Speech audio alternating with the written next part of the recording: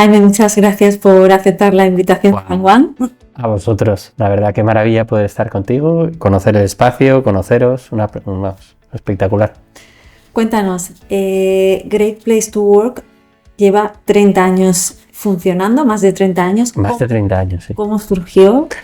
Pues es que la historia es muy bonita, porque nuestro fundador, Robert Leverin, en un momento dado empieza a entender que hay compañías que van funcionando de una forma distinta. Van teniendo éxito en sus resultados, y la gente, pues como dirían ahora, está como más feliz, más sonriente, ¿no?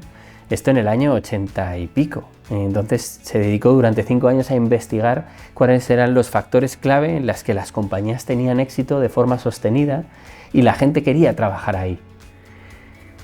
Tras esa investigación, que luego validó con la Universidad de Stanford, intentó publicar el ranking de las 100 peores empresas para trabajar en Estados Unidos, pero bueno, sus asesores, con buen acierto, le dijeron que fueran las 100 mejores, en vez de las 100 peores, las 100 mejores empresas para trabajar, y desde entonces, desde esa publicación, todos los años han sido fieles a identificar las 100 mejores empresas para trabajar, y nosotros empezamos hace unos 20 y tantos años en España, unos 23.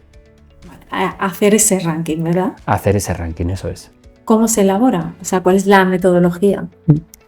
Nuestro ranking tiene una característica muy interesante, y es que para poder participar y ser un Great Place to Work, lo que tienes que hacer es invitar a tus empleados a que valoren el puesto de trabajo, a que valoren la compañía.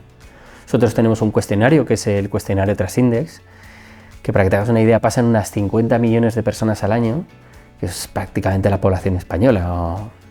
Entonces, para poder participar, tú lo que tienes es que enviar el cuestionario Trust Index a tus empleados y que ellos respondan, que tengas un mínimo de participación. Los empleados responderán y te pondrán una nota. Pondrán una nota a la compañía, y ya no solo a la compañía, sino a las relaciones que tienen con el superior, a las relaciones que tienen con sus compañeros, con su propio trabajo. Y cuando esa nota empieza a tener o tiene un nivel de 65 puntos o más, ya te puedes certificar, y de todas las certificadas elaboramos el ranking de las mejores. Cuando se hace esa encuesta, ¿cómo se garantiza que no hay ningún tipo de influencia?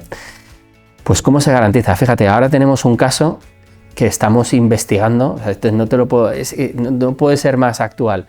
Ahora tenemos un caso en el que hemos detectado, nosotros tenemos un algoritmo en base a las respuestas, los tiempos de respuesta, y luego también los propios empleados muchas veces son los que levantan la mano y dicen, oye, nuestra experiencia es que antes de que empieces a estudiar el algoritmo ya hay empleados que te dicen, de alguna manera me están coaccionando e influyendo, ¿no? Esto pasa como mucho una vez cada 400 empresas que se diagnostican. Es muy raro, porque además nuestro propio discurso, nuestra propia conversación al inicio, se ve que claramente vamos a basarnos en el rigor y en el análisis. Y pocas son las empresas que consiguen convencer a 400 empleados para que respondan de una forma determinada sin que nos enteremos, ¿no? Es muy raro. ¿Hay un mínimo de empleados para hacer este tipo de encuestas? Es decir, ¿un despacho pequeño también podría participar o hay determinados rangos? A partir de 10 empleados. A partir de 10 empleados. Sí. A partir de 10 empleados ya sí que tienes que tener una cierta estructura, unos ciertos procesos, unas ciertas políticas y prácticas que generen una experiencia de empleado, ¿no? Al final, cuando eres 2 o 3 socios, pues a lo mejor con un aspecto más informal pues puedes llevar a cabo una organización que puede ser igual de sólida y funcionar igual que cualquier despacho enorme, ¿no? Pero sí que es verdad que a partir de 10 empleados entendemos que ya tienes que tener una organización y ya tienes que hacer procesos de incorporación de talento, etcétera, etcétera. Para el ranking me has hablado de la encuesta, ¿no? Esta encuesta que hacéis. ¿Hay alguna otra herramienta también que se utilice para hacer el ranking o es básicamente...? Para hacer el ranking tomamos en cuenta principalmente el cuestionario que nosotros enviamos a los empleados, los resultados del cuestionario, y por otra parte también el análisis de las políticas y prácticas que tú tienes como empleador. Mucha gente que piensa que hay políticas y prácticas que pueden ser formales o informales. Por ejemplo, nosotros celebramos los cumpleaños de una manera informal. Es decir, cada persona pues cuando cumple años pues nos trae un regalo, o sea, me refiero, trae un desayuno y nosotros le damos un regalo. No tiene que haber una práctica estructurada para tener buena puntuación en las políticas y prácticas. Pueden ser formales o informales. Con esas dos cosas ya puedes participar. Desde vuestra experiencia, ¿qué es lo que hace que exista un great place to work? En diferentes niveles. El primer nivel es algo muy básico, muy básico. Y es que si yo te preguntara ahora qué consideras que es un excelente lugar para trabajar, muchas de las cosas que nosotros analizamos pues las confirmarías, ¿no? Pues que tiene que ser reconocimiento, tiene que ser, oye, la flexibilidad para poder hacer asuntos personales, tener una buena relación con tus compañeros. Es decir, muchas de las partes ya las podrías identificar tú y cualquier persona, ¿no? Pero el primer aspecto más importante para ser un Great Place to Work es la frecuencia y la intensidad de esos aspectos.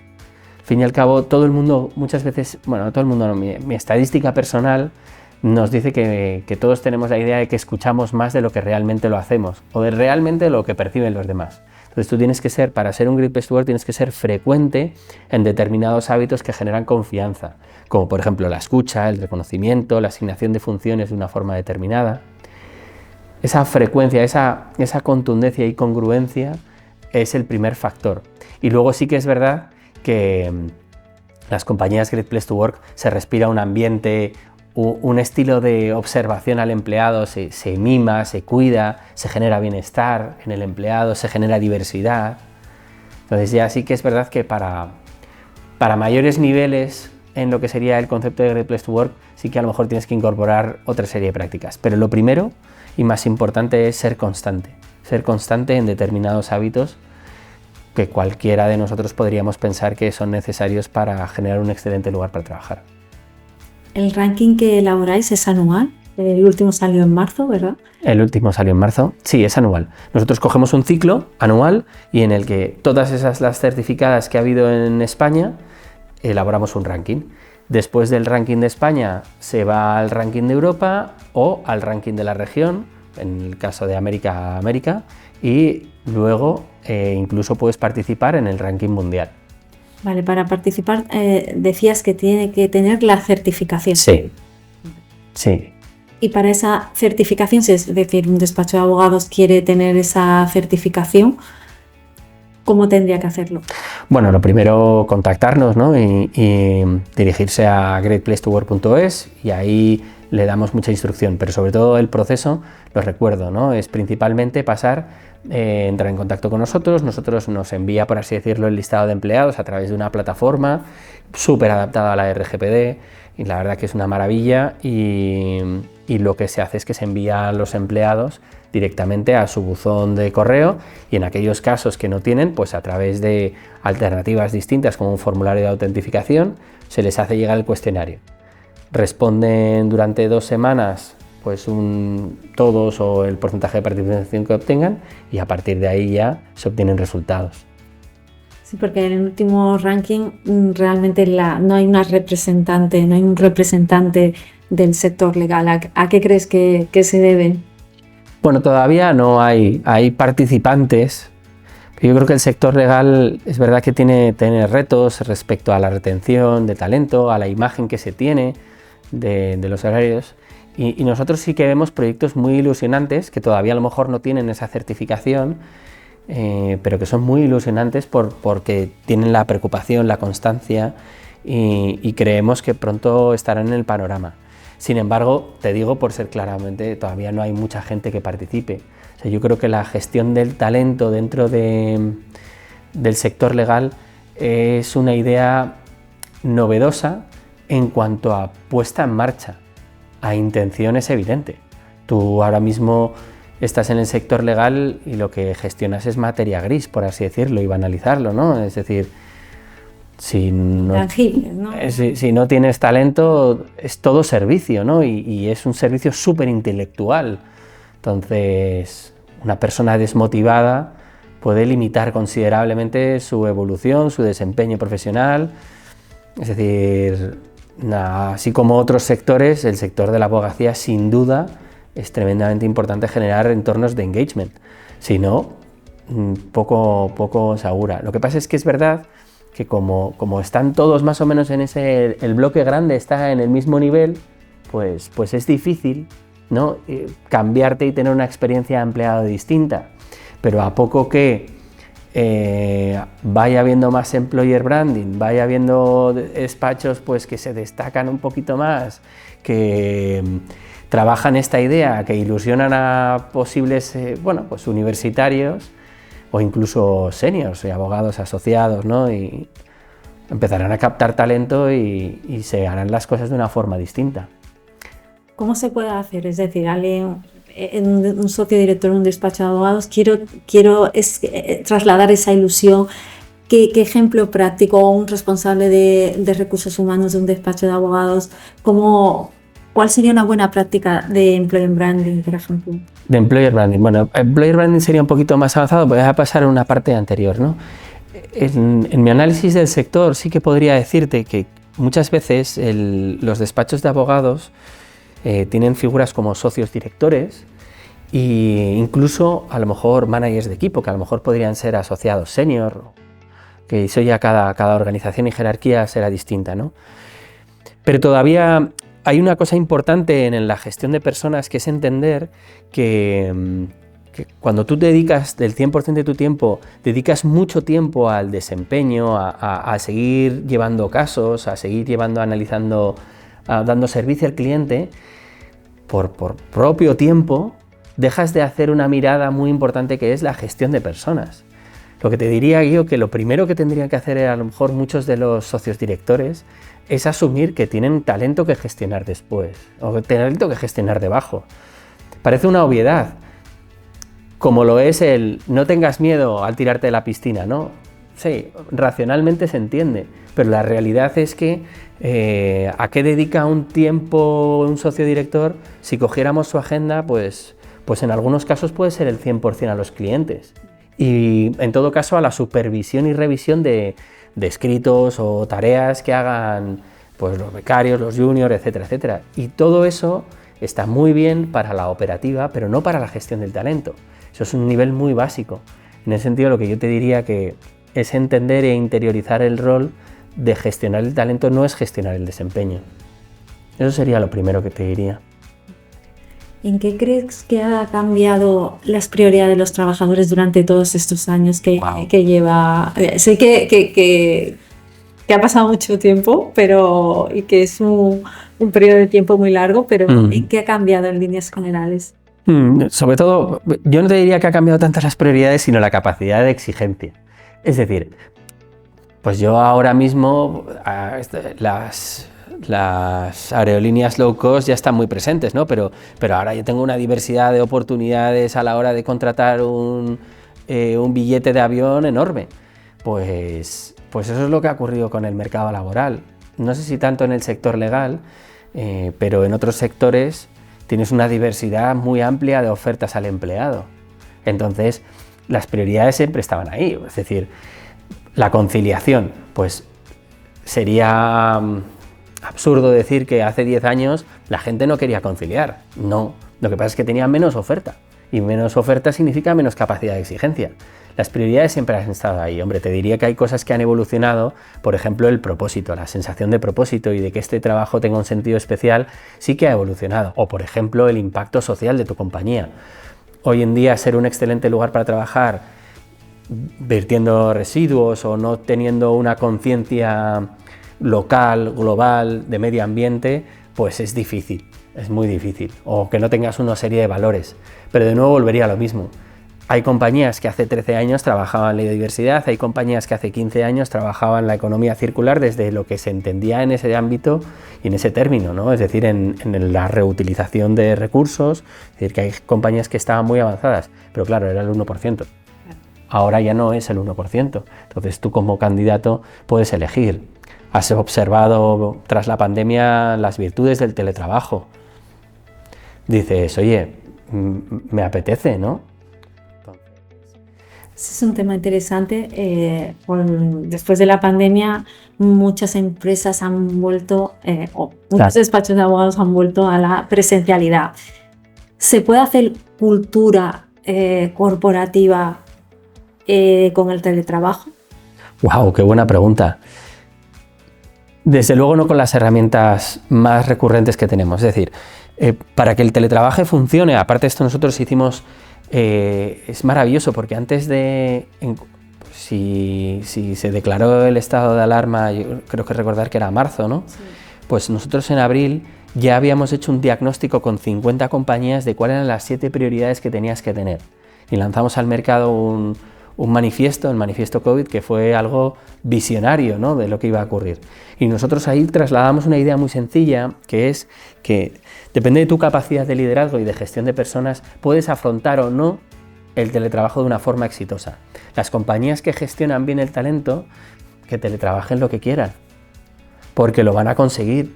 Las compañías que no tienen ese ámbito, esa capacidad de desarrollo, de vincular, pues ahí el teletrabajo afecta considerablemente. Nosotros acabamos de lanzar un estudio en el que hemos analizado qué impacto tiene el 100% remoto y el 100% presencial y las opciones intermedias.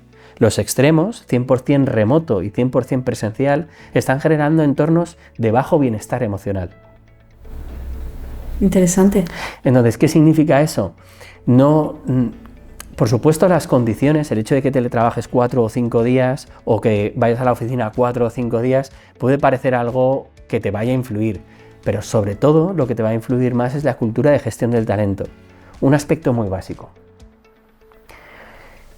Estamos muy acostumbrados a comunicar noticias y cambios importantes en reuniones de equipo, ¿sí? Y entonces cuando tú estás con la gente en la oficina, pues te vas todos a una sala y, chico, pues lo cuentas, ¿no? Ahí, o incluso algo más espontáneo, ¿no? Dices, oye, acaba de ocurrir algo importante, hemos conseguido este cliente. En ese momento, pues tú lo dices espontáneamente y todo el mundo está informado. Sin embargo, cuando tú trabajas en un modelo híbrido o cuando alguien no está, tienes que ser mucho más consciente de que ese comentario espontáneo que tú dices, oye, qué suerte, qué buena noticia que hemos ganado a este cliente, pues ya no lo puedes decir. Tienes que esperar a un momento en el que todos estén para que todo el mundo reciba la información. Es decir, hay que cambiar determinados hábitos en el liderazgo y en las empresas para poder gestionar de una forma remota.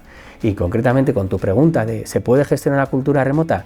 Sí, lo que pasa es que tienes que ser consciente de cómo vas a asegurar el bienestar, la diversidad de opiniones, la inclusión la percepción de inclusión, la gestión del talento. Es decir, que hay que avanzar en métodos de gestión. No sé si me explico. Sí, también, claro, estoy pensando, por ejemplo, en un despacho de abogados que tenga esa medida transgresora de todo totalmente teletrabajo. ¿Cómo se aumenta y cómo se refuerza esa cultura? O sea, si hay un ejemplo práctico, porque al final es mucha comunicación, pero al final siempre va a ser comunicación electrónica, vía email, si hay alguna forma o algunas mejores prácticas que se puedan implementar. Total. Lo primero ahí sí que diría que antes de lanzarse en una medida transgresora, yo qué sé, pues imagínate que, no sé si existe, pero que algún despacho de aquí a que salga la entrevista, pues decide hacer la jornada de 4 días, yo qué sé. Alguna la tiene, ¿eh? Ah, alguna la tiene. Sí. Pues yo lo que te diría es que antes de lanzar esas medidas tú realmente hagas un diagnóstico de la etapa de madurez que tú tienes en tu organización. Concretamente el Trust Index es una herramienta bestial. O sea, yo te puedo decir a la mayor parte de las compañías si estás preparado o no estás preparado y qué te puede faltar. Eso es muy importante porque, insisto, uno aprende, por decirlo de otra manera, uno aprende a dividir cuando ha entendido el concepto de multiplicar. Si tú quieres lanzarte a dividir, oye, pues te puede salir bien, pero a lo mejor no te sale tan bien como tú esperas, ¿no? Entonces, ¿qué medidas te diría? Por supuesto, el diagnóstico, tendría iniciativas dedicadas al bienestar del empleado, iniciativas dirigidas a la diversidad, aseguraría que la madurez emocional y de liderazgo de mis managers es alta, porque al final tú piensas que el 60-80% de los estímulos en tu trabajo dependen directamente de tu jefe directo o de tu jefa, como lo quieras llamar, de tu manager o de tu líder o lo que quieras. Cuando hablas iniciativas de bienestar del empleado, muchas veces dentro del sector, ¿no? Lo que hablamos que las iniciativas que vemos es a lo mejor la cesta de frutas, clases de inglés. No sé si en otro tipo de sectores, otro tipo de iniciativas estás viendo que se puedan integrar también en el sector legal. en línea con lo que pienso del sector legal, que evidentemente es un trabajo intelectual, tendría en cuenta que el bienestar emocional, mental, es lo más importante. A ver, por supuesto, pensamiento, emoción y cuerpo están conectados. Tú puedes mejorar tu mente a través de una buena nutrición y a través de un buen ejercicio y un buen cuidado del cuerpo, pero tendría en cuenta que son cargas de trabajo altas, que son horarios de trabajo amplios, que exigen mucha actualización, el dar un buen servicio, que la presión es algo que hay que soportar. Entonces, mi principal, está bien centrarse en la fruta, es algo que a la gente... No, pero... Un ejemplo no es malo. Práctico. Pero no es malo, pero yo te diría que no sería mi prioridad. O sea, si ahí está la emoción, el cuerpo y el pensamiento, me centraría en el pensamiento y la emoción antes que en el cuerpo. Es decir, tú le puedes dar el típico Gym Pass o alguna suscripción a un gimnasio y por supuesto le vas a ayudar, claro, por supuesto, y bienvenidos sean esos beneficios, pero mi prioridad iría en emoción y pensamiento. Ahora hay un tabú que se está destapando, ¿no? Que es toda, oye, pues fíjate, de hecho te voy a contar un dato. Nosotros acabamos de hacer un estudio de población con todas las empresas en España, un estudio representativo de las empresas en España, y el 50% de la gente declara que ha tenido alguna vez un episodio de depresión en el trabajo. El 50%, es decir, aquí somos dos, o tú o yo, por así decirlo, hemos estado deprimidos en el trabajo en algún momento. Entonces, eso ya se está abriendo, se está comentando de una forma más... Hay muchos proveedores, nosotros lo vemos desde hace mucho tiempo, pero ya hay muchos proveedores, es común. Me centraría claramente en el bienestar mental y emocional de la gente, sin duda alguna, vamos. Muy bien. Vosotros también hacéis auditorías culturales de la cultura corporativa de empresas. ¿Cómo hacéis ese trabajo? Es muy bonito, complementa a lo que decía antes del cuestionario Trasindex y del análisis de algunas políticas y prácticas. Lo que hacemos es que vemos en los análisis culturales hay diferentes elementos, pues, por ejemplo, las normas no escritas, las normas de vestimenta, los signos, los símbolos, el lenguaje, y todo eso, a través de la observación, entramos y analizamos qué circuitos culturales tienes. Te voy a poner un ejemplo. Conocí una compañía que le ayudamos en su proceso de transformación, que lo que quería era ser más ágil. Ese era el titular, era su objetivo, ¿sí? Pero tenía un circuito cultural que era muy simpático, que para aprobar gastos incluso de 100 euros o menos, tenían que firmarlo 7 personas. Entonces, ellos en la intención eran ágiles, pero en la ejecución no lo eran. Entonces, en ese sentido, lo que nosotros analizamos en el análisis cultural, en la auditoría cultural, básicamente es qué signos, qué símbolos, qué normas no escritas, qué procesos representan o están presentes en tu cultura. ¿No crees que este tipo de servicio que dais a las empresas puede crear un conflicto de interés con lo que es el ranking o son cosas distintas? Es como decir que los 50 millones de entrenadores que hay en España van a influir en la alineación del entrenador o, mejor dicho, en el gol que va a meter el jugador. No, quien decide si tú eres un excelente lugar para trabajar son tus empleados. Yo te puedo dar recomendaciones, pero ellos son los que salen al campo y los que mueven el balón, en el caso del fútbol, pero podríamos utilizar cualquier tipo de referencia deportista, ¿no? Es decir, nosotros no genera ningún tipo de conflicto de interés porque nosotros no somos los que evaluamos. Esto es matemático, si tú tienes un 65% de valoraciones ya estás certificado. Pero evidentemente hemos visto mucho, hemos ayudado a muchas compañías y hemos transformado muchas compañías. ¿Por qué? Porque hay errores de bulto que se ven y que hay gente que no sabe resolver. No pasa nada. Claro.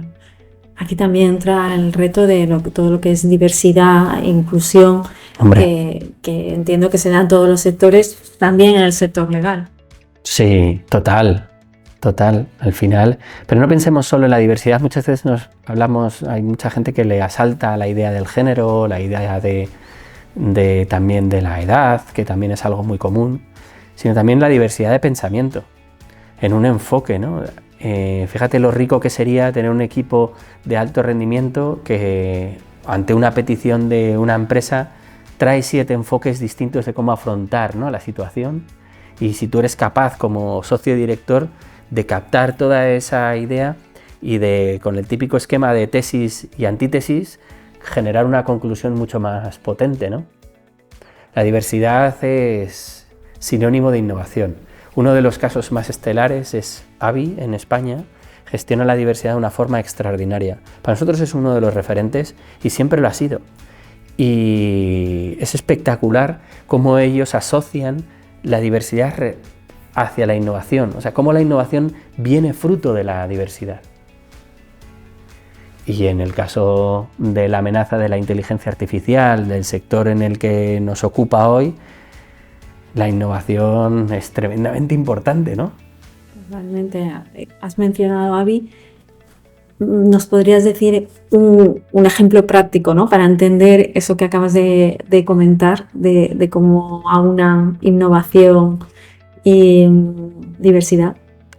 ¿Cómo gestionan tampoco, pero sobre todo lo que es un cambio de mentalidad, que yo creo que eso es lo importante que nos puede ocupar en el sector. Avi tiene una mentalidad distinta. ¿Cómo lo tengo? Conseguido esa mentalidad distinta? Son los directores, no sé, directrices desde arriba. Pues supongo que, hombre, tanto no sé, pero es un conjunto, por lo que yo veo en otras compañías, de todo, ¿no? Había al final tiene una compañía, una cultura muy clara a nivel internacional, pero una ejecución extraordinaria a nivel nacional.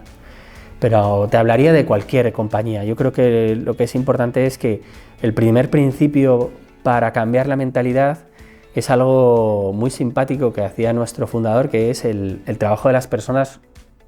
No es una commodity, es un regalo. Ya te anticipa que nosotros entendemos la gestión del talento de una forma distinta. O, por ejemplo, nosotros hay una cosa que preguntamos mucho, que es, oye, si tú sientes que eres tratado como persona y no tan solo como empleado. Y esto parece algo baladí, ¿no?, porque todos somos personas, pero hay veces que la gente percibe que es un empleado más. ¿Y por qué? Porque simplemente la mirada del socio director, la mirada de cualquier persona, más allá de ver a una persona, de ver a una Cristina, un Julián o un Lucas, lo que mira es el producto de su trabajo, o atiende su mirada a eso. Apenas le pregunta el qué tal estás, cómo estás, qué necesitas, qué puede ser importante para ti, cómo te veo en este ámbito de desarrollo. Claro, ¿te puedo decir recetas? Por supuesto. La primera y más importante, hacer reuniones 1 a 1 en el que lo primero que se pregunte es, oye, ¿cómo estás? ¿Qué necesitas? ¿Qué te gusta? ¿Qué te inspira? Pero es un cambio de mentalidad, es un cambio de entender que las personas somos más que empleados y racionalmente todo el mundo te va a decir que sí. Eso nadie te va a dudar. Tú le preguntas a cualquier directivo o directiva de España, oye, es importante escuchar, y todo el mundo te va a levantar la mano. Pero además, no porque lo diga yo, sino porque he analizado esta pregunta, se la habré hecho a 600 directivos en España. Y el 90% o el 99% te levanta la mano. Lo importante es que luego en la ejecución, cuando tú tienes tu agenda como socio director, tengas X espacios de reunirte con la gente para mirarles como persona. Si tú solo revisas, miras mails, atiendes clientes, no estás gestionando el talento, estás gestionando el desempeño. Que oye, chapó, y que a lo mejor tu negocio puede ir fenómeno, pero no vas a gestionar el talento. A lo mejor sí, de casualidad, tal, pero no con una estrategia activa. Sí, esto es una pregunta también, porque al final todo lo que estamos hablando es para motivar y sacar lo mejor de los empleados. Pero no hay una parte que también tiene que venir del empleado, es decir, también no podemos dejar toda la responsabilidad en que una empresa nos motive, sino que tendríamos que tener nuestra propia motivación. Sí, ahí voy a ser un poco incómodo, ¿eh? Porque es verdad que durante mucho tiempo se ha contado la idea, ¿no?, de que el empleado tiene como, bueno, sobre todo recientemente, ¿no?, de que tiene mucho más poder, de que puede elegir, incluso yo mismo en mi discurso lo traslado. Pero un profesional, y ahora sí me miraría más al profesional, no puedes depender o no dejes en manos de otros tu motivación, ¿no? Cuando a medida que haya competición de talento, pues a medida que haya competición de talento dentro del sector legal y de que se incorporen nuevas medidas de gestión del talento, pues cada vez será más atractivo y puede llegar la sensación o la conclusión un poco de lo que tú dices, ¿no? Que todo depende de la empresa, o en este caso de los bufetes, ¿no? Sí, pero no puedes dejar en manos de otros, ese sería mi consejo al profesional, no puedes dejar en manos de otros tu compromiso, tu ilusión y tus ganas de desarrollarte. En el caso de nuestras empresas, de las empresas Best Workplaces, ellos elevan extraordinariamente bien la orientación del cuidado de las personas, pero también elevan extraordinariamente bien la exigencia. Muchas veces se piensa que las compañías Great Place to Work destacan porque tienen, yo qué sé, futbolines, sus socios, esto era un poco más antiguo, ¿no? Pero futbolines, zonas de descanso, pero realmente lo que equilibran es muy bien dos cosas, una máxima orientación a personas y una máxima orientación a la exigencia y a los resultados. Claro, son compañías que son extraordinariamente buenas en términos de resultados porque tienen una estrategia muy clara de poner a las personas en el centro. Y en esa línea, respondiendo a tu pregunta, exigen mucho al empleado, pero le cuidan de sobremanera. En el sector legal tengo claro que exigen mucho al empleado. ¿Habrá compañías o bufetes que estén cuidando de forma extraordinaria al empleado? ¿Crees también que hay una correlación entre una empresa Great Place to Work y su facturación, por ejemplo? ¡Wow! Mira, tenemos tantos datos que nosotros nos sacamos un estudio. Porque es que son tantos datos, hay tantos datos. Nosotros tenemos tantos datos que no somos como la típica empresa que dice, ha hecho el estudio de no sé qué, independientemente de que sacamos estudios. Tenemos tantos datos que ya es difícil decidir la mirada. Pero el otro día estaba analizando qué impacto ha tenido las compañías Best Workplaces del año pasado y las de este año y cuánto han crecido en facturación. De las más o menos 30 que repiten, solo hay una que haya descendido en ingresos, un 7%. Y las demás, es decir, todas, mejor dicho, todas tienen una media de crecimiento del 33% en ingresos. Claro, esto que te estoy contando suena muy bien, pero es que la media de Trust Index, la media del cuestionario de la valoración, está por encima, bueno, está en 87 puntos. Lo que quiere decir es que cuando tú tienes una cultura sólida, cuando tú tienes un nivel de confianza extraordinario, claro que las cosas te van bien. Entonces, ¿un despacho de abogados que quiera facturar mucho? Pues por supuesto, sabe que tiene que hacer acción comercial, debe tener clarísimo, ¿no? Esto no creo que le sorprenda a nadie.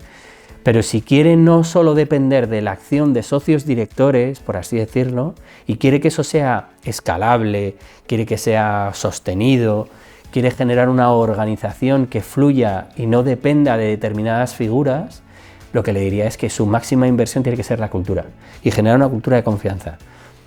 En Estados Unidos nosotros figuramos un índice bursátil. Figuramos un índice bursátil significa que no existe tal índice, pero podría ser como el Nasdaq o como podría ser como el Russell 3000, que son índices pues, de referencia. Si tú hicieras o invirtieras tu dinero en el índice bursátil de las 100 mejores empresas para trabajar en Estados Unidos cotizadas, estarías ganando un 4 veces más que la media. Pero es que tiene sentido. A ver, ¿la gente motivada trabaja más o menos? Más, claro. Que no hay que darle muchas más vueltas, ¿no? La gente que quiere entregar lo mejor de ti mismo, ¿qué acaba haciendo? Entregar lo mejor de ti mismo. A partir de ahí, si tú tienes una estrategia para que eso sea sostenido, para que la gente se ilusione, pues tú multiplícalo por 100, por el 100% de tus empleados. ¿Qué pasa? Es que en el sector legal es verdad que se miran mucho esos rankings de facturación, se miran mucho esa parte y son como muy relevantes, ¿no? Lo son. ¿Qué parte tiene, nos ha hablado de todos los factores, la cultura, qué importancia tiene la comunicación interna dentro de una empresa para seguir fomentando esa cultura corporativa? Fíjate, la comunicación interna es un elemento principal. Yo cuando trabajo en acciones de transformación, trabajo en 4 territorios. El primero es la comunicación interna. El segundo, bueno, el primero porque es clave, pero la estrategia de la compañía, los procesos y las conductas. Entonces, es un elemento fundamental, más que nada porque puedes tener unas grandes iniciativas, pero si no las das a conocer es como aquel que es experto en jurídico, yo qué sé, es el mejor de España, pero no tiene gabinete de comunicación que lo haga saber. Pues es que probablemente no le llevarán ofertas, ¿no? Entonces la comunicación es fundamental para tener un sentimiento de pertenencia, para tener un sentimiento de formo parte de la compañía, para entender qué cosas se hacen, qué cosas no se hacen. Es un canal fundamental para generar un excelente lugar para trabajar. No es el más importante, pero sí que es verdad que es vehicular. Sí, por así decirlo, es el coche en el que te lleva, el que lleva a la estrategia, el que lleva a los procesos y el que lleva a las personas. A partir de ahí la narrativa interna, bueno, pues hay que gestionarla y controlarla. Cuando hablamos de comunicación interna, ¿qué es lo que has visto en empresas que funcionan? Hay gente que tiene una intranet, hay gente que tiene, pues, lo que has dicho, reuniones de trabajo presencial. ¿Cuáles crees que son las más efectivas? Más efectivas sin duda alguna, tu grupo de trabajo, por no cargar todo en el manager. El manager ahí tiene un rol muy importante, pero tu grupo de trabajo marca mucho el impacto que tiene la narrativa en ti. Al final, bueno, pues somos personas, tenemos opiniones y esas opiniones muchas veces son influenciables o tienes esa capacidad de influencia, ¿no? Entonces, es verdad que las intranet, los medios de comunicación interna son canales que tienen que estar muchas veces, pero donde hay que dominar la narrativa es en los managers y en los equipos. Hay que saber exigir al manager a ser embajador o embajadora de la empresa. Eso es un concepto que muy poca gente hace. Entender que al manager hay que exigirle ser un embajador de la empresa y de las decisiones. Esto se ve muy fácil, ¿no? Imagínate que yo no te subo el salario este año, ¿no? Entonces ahí hay narrativas internas muy frecuentes que es que recursos humanos no te quiere subir el salario. O me han dicho desde recursos humanos. O la dirección, ¿no? Y dices, como si fueran entes abstractos. Ahí el manager está dominando una narrativa que hace que te frena como organización, ¿no? Este es un ejemplo básico, ¿no? Pero habría muchos más. Lo que es importante tener en cuenta es que el canal de comunicación más importante es el grupo de trabajo y tienes que dominar esa narrativa, gestionarla. Muy bien. Muchas gracias, Jaime. Ha sido un placer. Bueno, el placer es mío poder conversar. Es un sector tan bonito que tengo cierto cariño al sector legal y me encantaría que aparecieran en el ranking Best Workplaces muchas más compañías. Pero no sé, bueno, si hay alguna... Tendrás que ayudarnos aquí a hacerlo ver, a crear herramientas y acercarlo, ¿no? al sector. Sí, yo creo que el sector es, concretamente es mucho de que se tiren a la piscina y de que no piensen en qué hacen las grandes. Las grandes tienen su territorio y yo me dirijo más a ese bufete mediano, a lo mejor, ese bufete pequeño, que sean valientes y se tiren a una gestión distinta, porque ahí está su oportunidad de mercado, ¿no? Totalmente. Eso que has dicho me parece muy interesante, que al final muchas veces te miras en las grandes que, bueno, pues al final son los referentes en el sector, pero hay que buscar su propio discurso, como has dicho. Sí, sobre todo porque a un recién licenciado, ojo, que le puede impactar, pero quizás lo estoy filtrando desde mi punto de vista, pero ¿realmente tú crees que le importa más que su compañía facture mucho o que sea un excelente lugar para trabajar? O que en este caso el bufete sea un bufete que facture mucho o que realmente sea un excelente lugar para trabajar. Esa pregunta que haces es interesante. De hecho, muchos despachos medianos, el problema que tienen es la captación de talento, ¿no? Muchas veces el propio estudiante, ante un despacho reconocido, grande, opta por eso, y un despacho mediano no sabe comunicar ese valor añadido, esa diferencia que puede encontrar. Pues mira, nosotros hicimos un estudio, el 87% de los candidatos afirman querer entrar en las empresas certificadas porque están certificadas como un Great Place to Work. Es un factor decisivo. Pues, hombre, evidentemente que es nuestro negocio, pero yo animaría encarecidamente a acercarse a nosotros y a trabajar esas estrategias de atracción del empleado, porque el territorio es muy sencillo para ellos, ¿no? Es, oye, mira, yo te voy a cuidar aquí, te voy a dar una oportunidad de desarrollo, voy a cuidarte, voy a mimarte, y ahí hay muchos jóvenes, muchos despachos jóvenes, medianos, pequeños, que tienen una oportunidad bestial para captar, llevarse a, no sé, a la Complu, a la Autónoma, a la Pompeu Fabra, no tengo ni idea, o a Alicade o a donde sea, a coger y decir, mira, este es un territorio para ti en el que, insisto, voy a darte muchísimo más que un salario, ¿no? Claro, yo la duda que tengo es si un despacho grande, reconocido como tenemos en España, no ha sido capaz de estar ahí, ¿cómo va a hacerlo uno mediano, con menos recursos? Quiero decir que no... Bueno, la primera pregunta que nos tendríamos que hacer en este caso es si ese despacho grande lo ha intentado o no lo ha intentado. Esto es muy importante porque puede ser que a lo mejor estemos cada uno pensando en algunos y no lo hayan intentado. No sería justo para ellos, ¿no? A lo mejor esta iniciativa no les ha interesado o no han visto que fuera el momento o lo que sea. La realidad es que no están. Pueden ser porque no lo hayan intentado o porque lo hayan intentado y no lo hayan conseguido. Pero el caso es que no están. Entonces... Has mencionado antes que sí que hay como proyectos que se están presentando y que están muy cerca de estar ahí. Eso es verdad. Eso es verdad. Lento, pero hay proyectos que están en marcha. Sí, sobre todo diría yo que, por supuesto, que vengan las grandes y que participen, que salgan, que sí, genial. Nosotros consideramos que cualquier empresa tiene que ser un excelente lugar para trabajar porque tendrá un impacto positivo en la sociedad. Y en este caso cualquier bufete, claro que sí.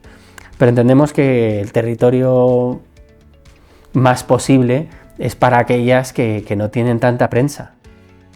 Pues yo vería esta iniciativa como movilizadora de un sector, como posibilidad de realmente de generar una mayor competitividad externa del propio bufete. Un bufete de 150 abogados tiene una oportunidad bestial con esto.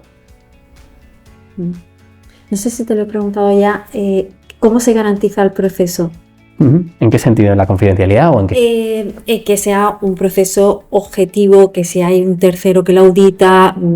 Sí, de alguna forma lo has comentado antes. Nosotros, todas las respuestas que hace el empleado o el abogado o abogada van directamente a nuestra base de datos. Entonces, de cara a ahí se mantiene la confidencialidad. Nosotros tenemos una adaptación máxima a la RGPD, a esos requisitos. Además tenemos una plataforma bastante securizada y tal. Eso respecto a lo que sería la confidencialidad y el tratamiento de los datos. Respecto a la veracidad de las respuestas, ahí nosotros lo que te decía, tenemos un algoritmo en el que estudia el tipo de respuestas y siempre con compañías pues intentamos indagar un poco más cómo ha sido el proceso y ver si ha sido un proceso en el que no se ha coaccionado y que se ha dado libertad a la gente a responder lo que considere, ¿no? ¿No es importante tener dentro de un despacho de abogados el papel de una responsable de recursos humanos? Wow, seguro. Sí. No como papel, volvemos a lo mismo, ¿no? Tener una persona en el puesto, pues... tenerla no. Pues puede ser, ¿no? Pero lo importante es tener claro que esa persona tiene que poder influenciar y exigir a socios directores. Fíjate lo que te voy a decir, ¿no? Es decir, imagínate que quieres incorporar un director de recursos humanos, una directora, un manager, ¿le vas a dar espacio para que exija cambios a socios directores? Si es que sí, para adelante. Claro que sí. El socio director o los socios directores, sean mujeres, hombres, lo que sea, el género que tengan, al final son muy relevantes. Son grandes directores de recursos humanos Al final son los que de alguna forma marcan también la cultura de su organización. Marcan la pauta. Marcan la pauta, sí. Entonces tú imagínate que les llegue un chico o una chica y les diga, o un profesional, como lo queramos ver, les diga, oye, es que tienes que gestionar esto de forma distinta. Entonces, ¿le vamos a permitir ser incómodos a los directores de recursos humanos, a los managers de recursos humanos? Si es que sí, por supuesto, incorpóralo, porque no sé concretamente el caso de cada uno, pero en general, en la estadística amplia te diría que todos vais a salir ganando, ¿no? Insisto, materia gris. Es un servicio intelectual amenazado por la inteligencia artificial, ¿no? No sé si has visto que ChatGPT ahora traduce instantáneamente del inglés al español, del español al inglés. Sí, vamos. Y ya no solo ChatGPT, ¿no? IBM hace ya 10 o 12 años tenía una máquina que podía trabajar el análisis de textos legales, ¿no? Sí, ese es otro tema que también se plantea como reto en el sector legal, todo lo que es la incorporación de la inteligencia artificial. ¡Wow! Sí. Eso va a cambiar el panorama. Claro, la capacidad de procesamiento de una máquina de textos, sentencias, es que es incomparable, ¿no? Cómo el ser humano va a tener que sobreponerse a ello y generar creatividad, ¿no? Porque lo que dicen los expertos en inteligencia artificial es que el ser humano solo va a tener que reconvertirse, o va a tener que potenciar la creatividad, entre otras de las facetas, ¿no?